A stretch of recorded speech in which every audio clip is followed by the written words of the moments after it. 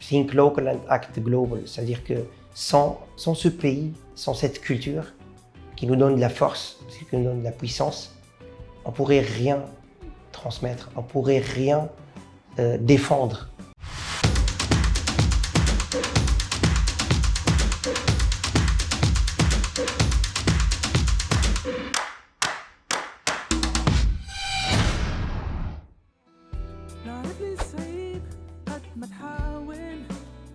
Alors, je suis Ziad Zouari, je suis artiste et compositeur tunisien.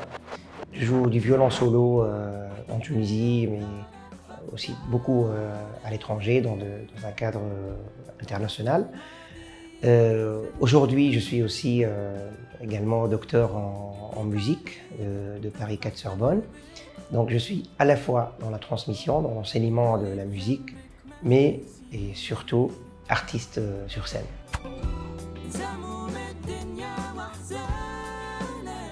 Moi, j'ai été bercé depuis mon enfance dans la musique, dans l'art. Je me rappelle, mon père, il me disait « Tu es né dans une répétition ». Donc j'étais là, il y avait des répétitions tous les jours, parce que mon père, Amr Zoueri, très connu, région de Sfax, c'était un maître de musique, mais c'était aussi un leader, un chef d'orchestre. Et du coup, ça m'a permis justement d'avoir pratiquement cette dimension, comme si tout le monde jouait de la musique.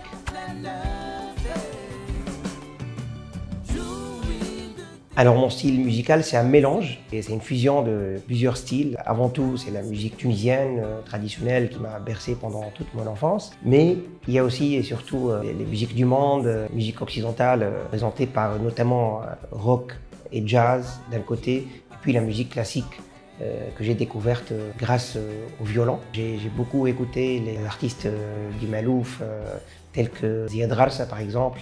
Pareil aussi dans la musique indienne, j'ai beaucoup été bercé par Subramanian. En jazz, moi j'ai écouté pendant des années Stéphane Grappelli.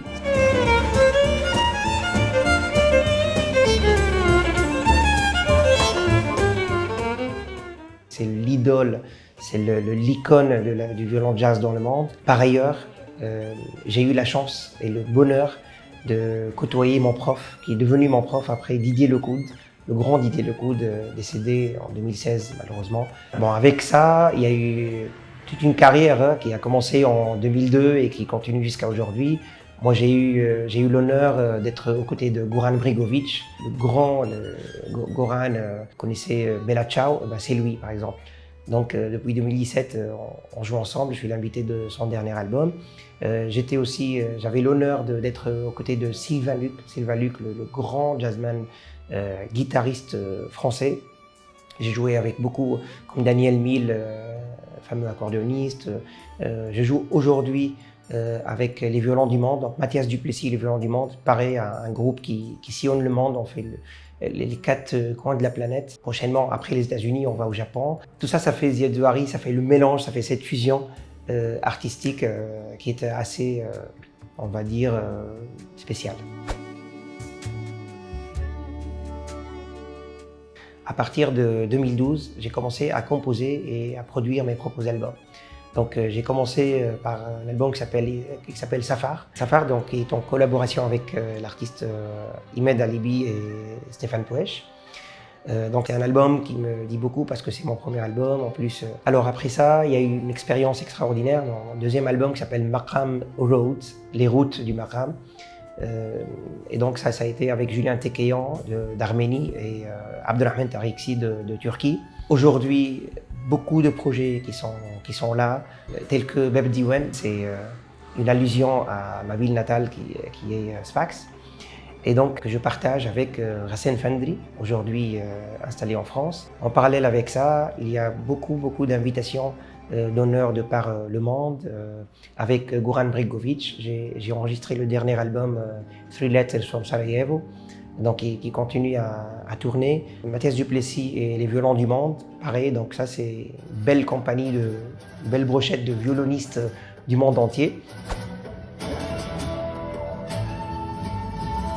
La création, ça demande beaucoup d'inspiration, ça demande beaucoup de recul, ça demande beaucoup de douleur aussi. Parce qu'on peut pas créer quelque chose tout en étant dans la zone de confort. La zone de confort, c'est C'est ce que préfère la majorité d'entre nous, malheureusement. Mais en fait, pour créer, il faut sortir de cette zone-là. Il faut sentir quelque chose, il faut sentir une certaine tension intérieure qui va permettre justement d'aboutir à l'originalité, à l'idée, à l'exclusivité de cette idée et à faire épanouir ça justement dans le contexte social, l'entourage et puis l'autosatisfaction aussi. Je pense que l'être humain ne peut pas vivre sans créer ou alors sans être entouré par des créateurs, parce que la création humaine, c'est concrètement le moteur de l'humanité et ça c'est quelque chose que j'ai toujours véhiculé pour mes étudiants et pour aussi tous les jeunes que je voudrais vraiment qu'ils s'imprègnent de ça. Le musicien, en tout cas, quand il devient artiste, c'est le jour où il commence à envoyer un message.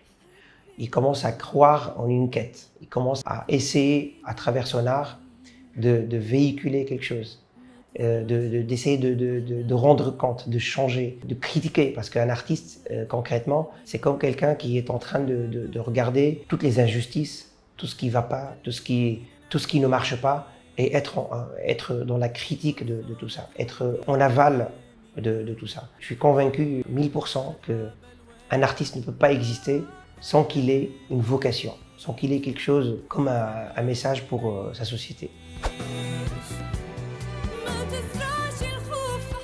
Alors d'abord, il y a l'espoir. Je voudrais dire aux gens qui aujourd'hui déplorent la situation en Tunisie, monde arabe, etc., les gens qui veulent juste fuir ce pays, c'est très simple.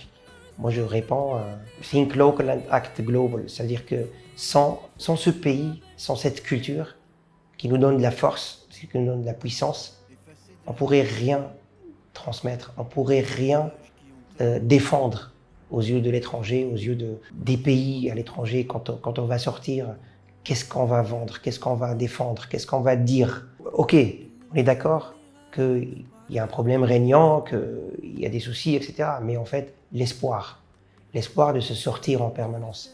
Et cet espoir-là, j'essaie de l'inculquer à travers l'art, à travers la musique. Croyez en vous, croyez en votre potentiel, en votre talent, parce que vous êtes tous extraordinaires.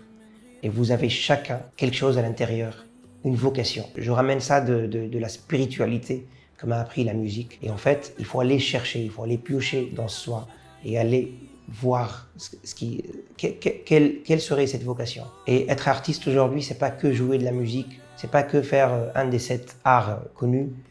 Être artiste, c'est aimer ce qu'on fait. Parce que quand on aime ce qu'on fait, on en fait un art. Un des projets d'actualité qui me tiennent particulièrement à cœur, c'est le projet Homeland. Et le projet Homeland, c'est avec un chanteur et guitariste extraordinaire qui nous vient de France et qui est cher à mon cœur, qui s'appelle David Land. Donc je voudrais vraiment d'abord remercier David parce qu'il a été toujours là aux côtés des artistes tunisiens. Et parce qu'à travers Homeland, qui est un projet d'album que vous verrez sur la route à partir de 2024, il y a toute une approche d'écosystème qu'on essaie aussi de faire valoir en Tunisie avec les jeunes, mais avec les moins jeunes aussi, avec tout le monde désireux vraiment de faire de l'innovation en Tunisie. Donc merci David Land.